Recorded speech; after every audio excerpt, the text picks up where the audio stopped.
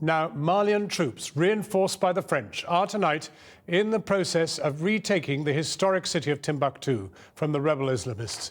It's reported the militants have destroyed thousands of irreplaceable ancient manuscripts and artifacts. Advancing from the south, the strategically important airport was captured as the rebel forces continued to melt away. The fall of Timbuktu follows the fall of Gao. Our international editor, Lindsey Hilsum, was there as the Malian troops came into the town. She's been finding out what life was like under jihadist rule and joins us now. Lindsey. John, what an extraordinary 24 hours this has been. Yesterday, Gao fell, and today, Timbuktu. But they're very different cities. Gao, where I am, is the center of resistance to the jihadis, whereas Timbuktu and the other city which they've been holding for the last 9 months, Kidal, there's been acquiescence, if not some support for them.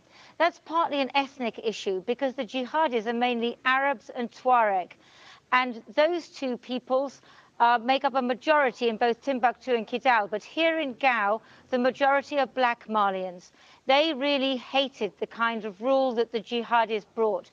They were absolutely thrilled to see the jihadis taken out of town. We don't know exactly how the people of Timbuktu are going to react. But what I can say is people here are thrilled. And today we went out with Malian forces to find out what's really been going on here in Gao. Malian intelligence officers investigating.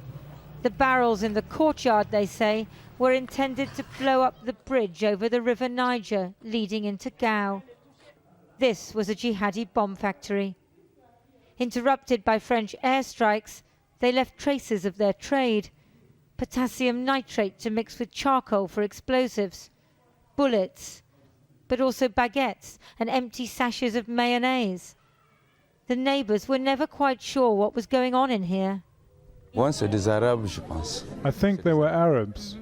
We couldn't identify them because they were turbaned and wore scarves coiled around their faces. They didn't speak to anyone, and we were afraid, so we didn't ask them anything.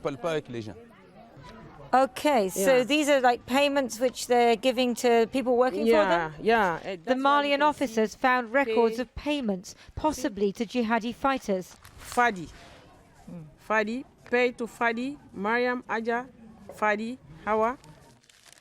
And a money transfer from someone in Saudi Arabia. You can see it, they sign it.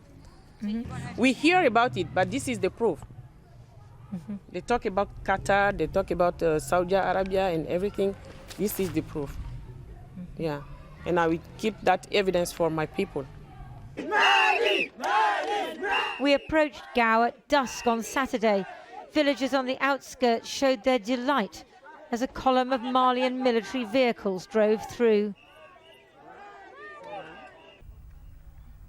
Yesterday morning, on wasteland a few miles south of town, we saw 4 dead teenagers, jihadi recruits, hit by a French missile fired from a helicopter as they fled Gao.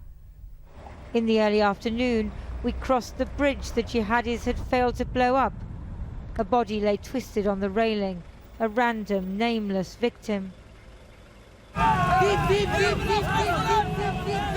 And suddenly, riding on the back of a Malian military pickup, we were amongst the people of Gao, euphorically praising France and freedom.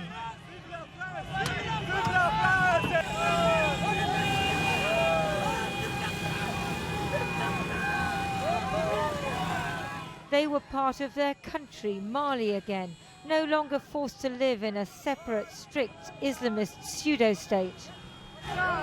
What an extraordinary moment in Gao.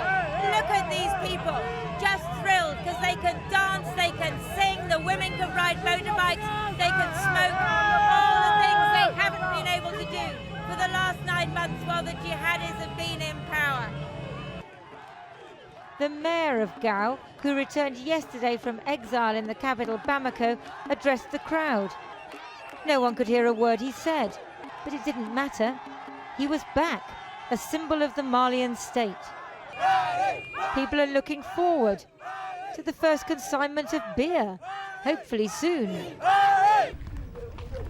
Today the streets were calm. Time to learn from some of the women we met what really happened in Gao. They took me into their home. The jihadists refused to let this half-blind woman or any others wear glasses because the women said they didn't want us to see the world. They showed me how they were forced to wear hijab.